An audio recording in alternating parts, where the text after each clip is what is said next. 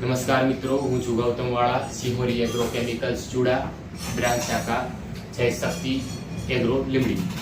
તો મિત્રો, આજે આપણે એક નવું ખાતર લઈને આવીએ છીએ, તાકાત વિશે થોડીક માહિતી આપું તો તાકાત એ સિલિકોન બેઝ ટેકનોલોજીથી બનેલું છે, જેનાથી જમીનમાં નાખવાથી તે જમીનમાં હવાની અવરજવર વધારે છે, જેનાથી જમીન પોચી બને છે.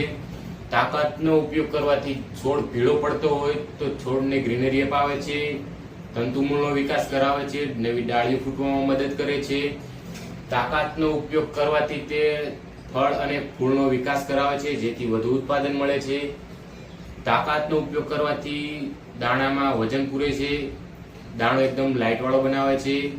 તાકાત એ સિલિકોન ટેકનોલોજીથી બનેલું હોવાથી તે છોડને રોગ પ્રતિકારક શક્તિ વધારે છે વગેરેના ફાયદા છે. તાકાતનું પ્રમાણ તો કે કેટલું નાખવું જોઈએ? તાકાતનું પર એકર 5 થી 7 કિલો પર એકર નાખવું જોઈએ.